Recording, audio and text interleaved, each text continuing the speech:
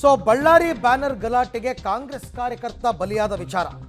ಈ ಗಲಭೆ ಸಂಬಂಧ 26 ಆರೋಪಿಗಳನ್ನು ಪೊಲೀಸರು ಈಗಾಗಲೇ ಬಂಧನ ಮಾಡಿದ್ದಾರೆ. ಬೆಂಗಳೂರಿನ ಜನಪ್ರತಿನಿಧಿಗಳ ಕೋರ್ಟ್ಗೆ ಆರೋಪಿಗಳನ್ನು ಹಾಜರುಪಡಿಸಲಾಗುತ್ತೆ. ಒಟ್ಟು 22 ಮಂದಿ ಆರೋಪಿಗಳನ್ನು ಈಗ ಕರೆ ತಂದಿದ್ದಾರೆ ಪೊಲೀಸರು ಸದ್ಯಕ್ಕೆ. ಅದರಲ್ಲಿ 12 ಮಂದಿ ಬಿಜೆಪಿ ಕಾರ್ಯಕರ್ತರು, 10 ಜನ ಕಾಂಗ್ರೆಸ್ ಕಾರ್ಯಕರ್ತರು. ಒಟ್ಟು 6 ದೂರುಗಳು ದಾಖಲಾಗಿರ್ತಕ್ಕಂಥದ್ದು. ಬೇರೆ ಬೇರೆ ಸೆಕ್ಷನ್ಸ್ಗಳನ್ನು ದೂರುಗಳಲ್ಲಿ ಹಾಕಲಾಗಿದೆ. ಅದಕ್ಕೆ ಸಂಬಂಧಪಟ್ಟಂತೆ 26 ಜನರನ್ನು ಬಂಧಿಸಿದ್ದಾರೆ. 22 ಜನರನ್ನ ಈಗ ಬೆಂಗಳೂರಿಗೆ ಕರ್ಕೊಂಡು ಬಂದಿದ್ದಾರೆ.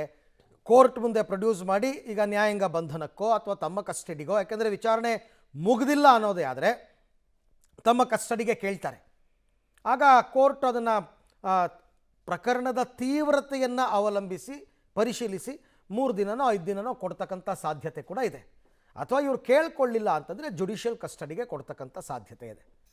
ಸೊ ಹಾಗಾಗಿ ಬಳ್ಳಾರಿಯಿಂದ ಇವರೆಲ್ಲರನ್ನೂ ಕೂಡ ಬೆಂಗಳೂರಿಗೆ ಕರ್ಕೊಂಡು ಬಂದಿದ್ದಾರೆ. ಈ ಬಗ್ಗೆ ಮತ್ತಷ್ಟು ಮಾಹಿತಿ ನನ್ನ ಕೊಲೀಗ ಮುರಳೀಧರ್ ಅವರಿಂದ ಪಡ್ಕೊಳ್ಳೋಣ. ಮುರಳಿ, ಈಗ ಒಟ್ಟು 22 ಜನನೋ 26 ಜನನೋ ಇವ್ರನ್ನ ಪೊಲೀಸರು ಕಸ್ಟಡಿಗೆ ಕೇಳೋ ಸಾಧ್ಯತೆ ಇದೆಯಾ ಅಥವಾ ಜುಡಿಷಿಯಲ್ ಕಸ್ಟಡಿನ? ಆಮೇಲೆ ಬೇರೆ ಬೇರೆ ಪ್ರಕರಣ, ಬೇರೆ ಬೇರೆ ಸೆಕ್ಷನ್ಸ್ ಇದೆಯಾ ಇವ್ರ ಮೇಲೆ? ಏನು ಡೀಟೇಲ್ಸ್ ಅಂತ? ಅರವಿಂದ್, ಇದುವರೆಗೂ ಕೂಡ 6 FIRಗಳು ದಾಖಲಾಗಿತ್ತು. 6 FIRಗಳಲ್ಲಿ ಪ್ರಮುಖವಾಗಿ ಗಲಭೆಗೆ ಕಾರಣ ಆದಂಥ 21 ಜನ ಆರೋಪಿಗಳೇನಿದ್ರು, 21 ಜನ ಆರೋಪಿಗಳನ್ನ ಕಸ್ಟಡಿಗೆ ಕೇಳುವಂಥ ಸಾಧ್ಯತೆಗಳು ತೀರಾ ಕಡಿಮೆ ಇರುವಂಥದ್ದು. ಯಾಕೆಂದ್ರೆ ಆ ಸಂದರ್ಭದಲ್ಲಿ ಆ ಘಟನೆ ನಡೀತು. ಘಟನೆ ನಡೆದಾಗ ಆರೋಪ ಪ್ರತ್ಯಾರೋಪಗಳನ್ನ ಮಾಡಿಕೊಂಡ್ರು.